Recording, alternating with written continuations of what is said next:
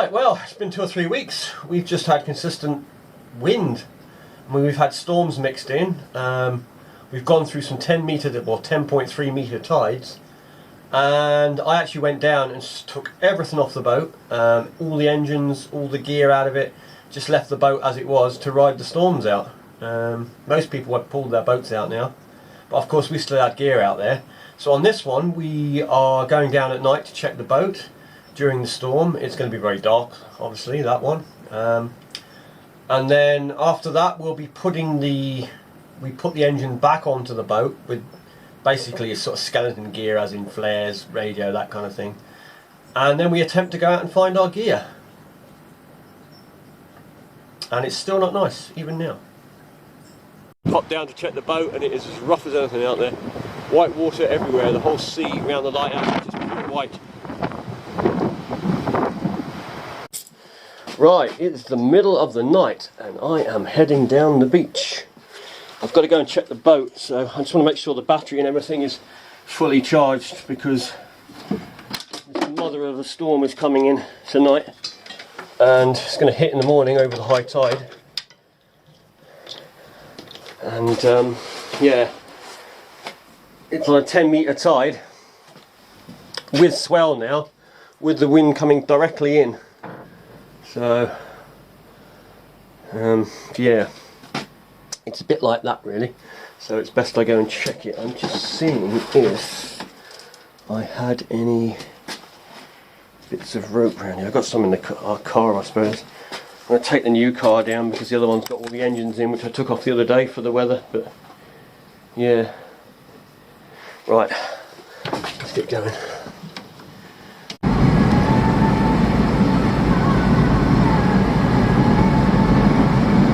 You can hear it's very windy still. The boat's still there anyway. See it there, it's pulling hard on the back rope though for some reason. Luckily it's more of a southerly at the moment, so that helps the boat. Still a few boats down there, I'm surprised. But most of them have gone. It looks alright from here.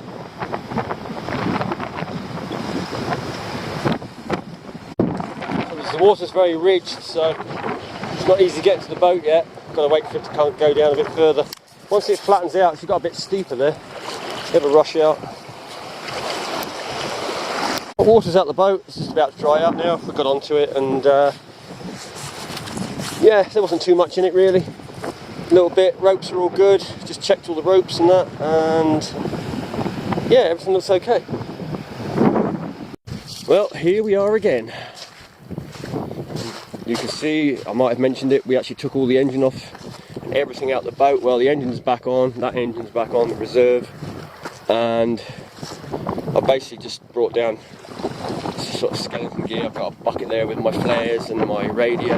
I don't have the life jacket I keep on the boat, but I'll be wearing my flotation all the time now, well, for the next few trips, just to go and get the gear. Brought a rod and that, because you never know.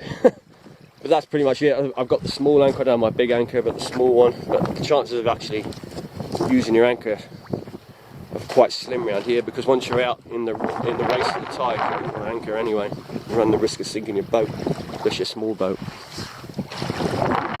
Well, so much for calm. It's rough as hell out here. To get out there, it's really rough. We'll go and have a look. What's surprising actually is there's one part, a single part, that I didn't expect to still be here. It's still here. Go figure. Right. Let's go out and have a look. And like I say, we're probably not going to be out there long.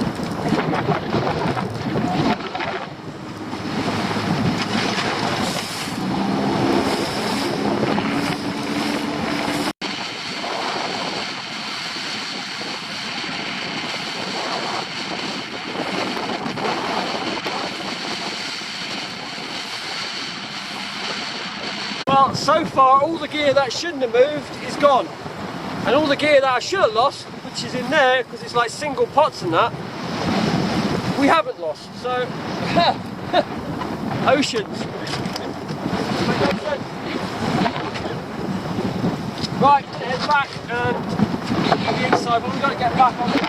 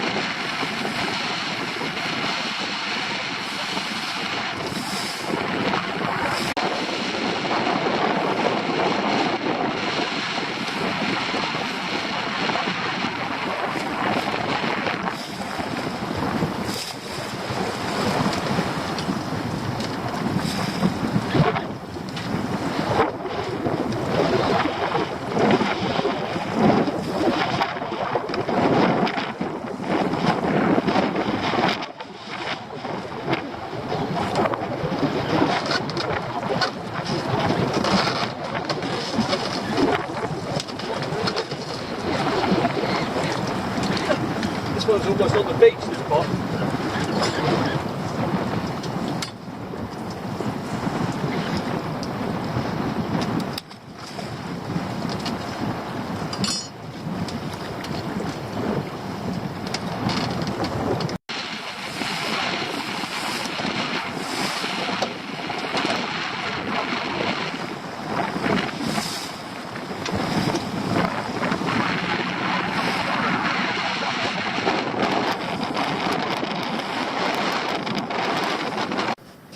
Right, so as you would have seen, I couldn't find the pots.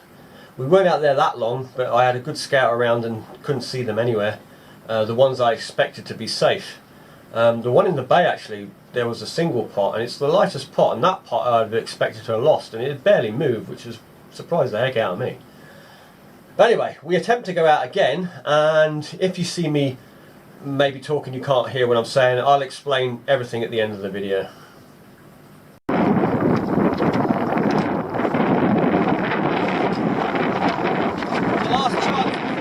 The storms come in.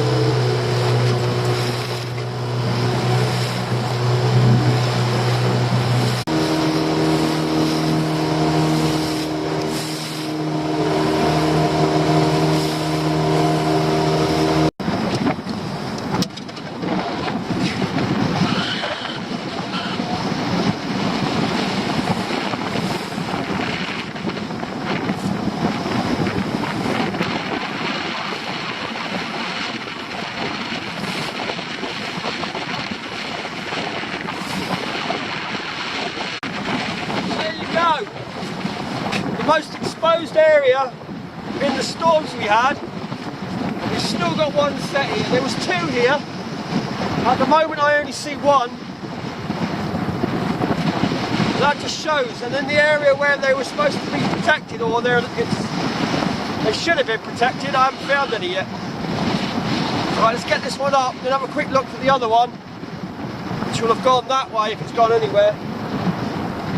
Then we'll head back.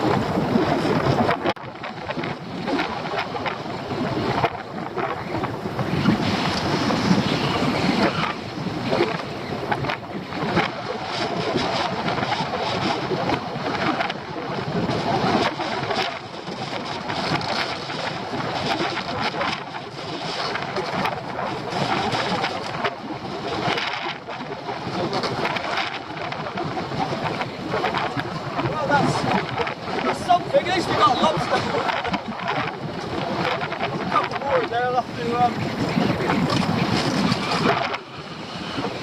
to, not the greatest pots, but better than nothing.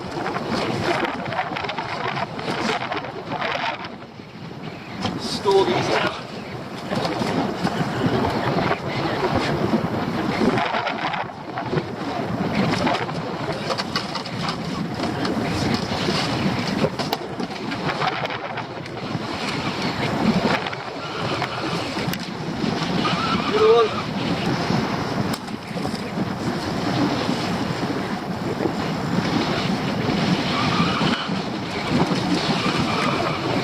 Another little one.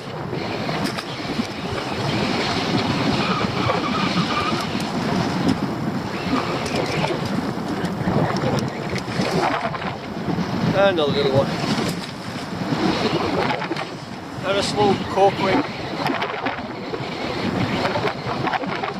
Hard to hold with it though. Right, let's go.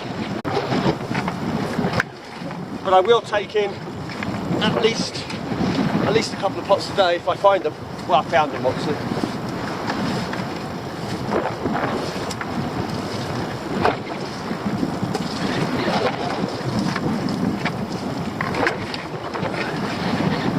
I think that might be our set there.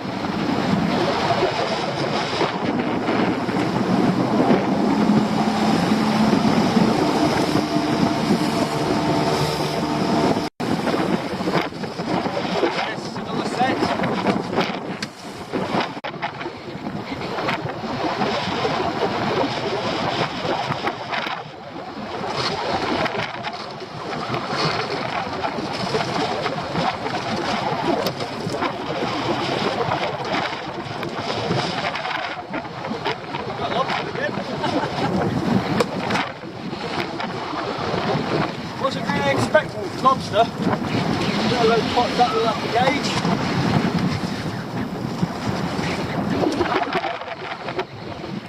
Another one.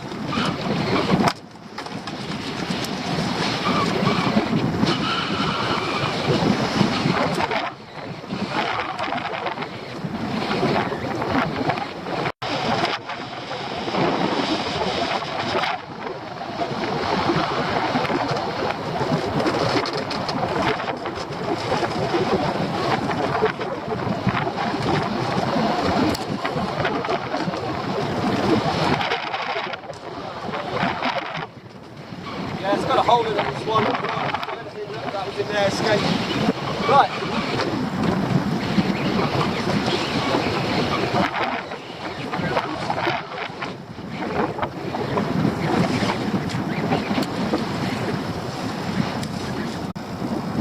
Right, we'll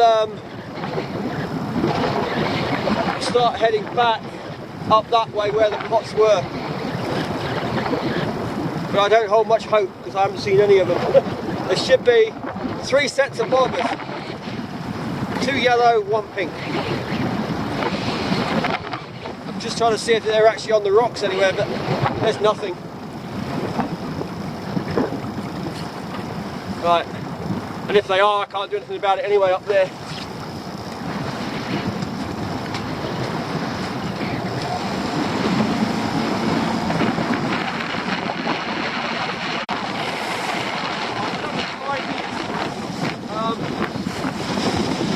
Very suspicious of them actually. I'll say why later when we get out this wind. We're gonna go and have a look. There's one set over there. See if that set's still there.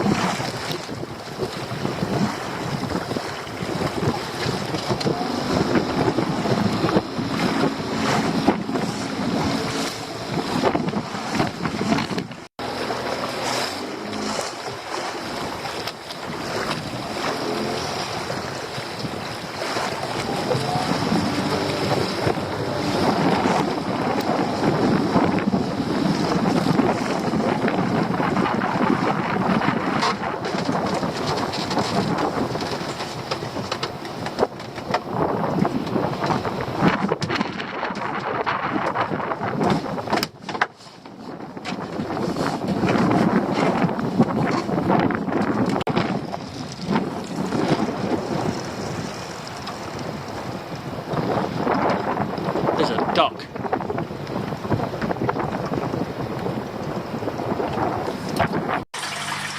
I'll just turn that off a minute. So there you go.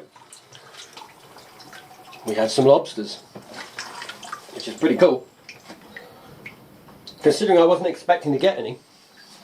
Now, I said I was going to say why I had my suspicions about those other pots. Well, the fact that we went out to the outer area where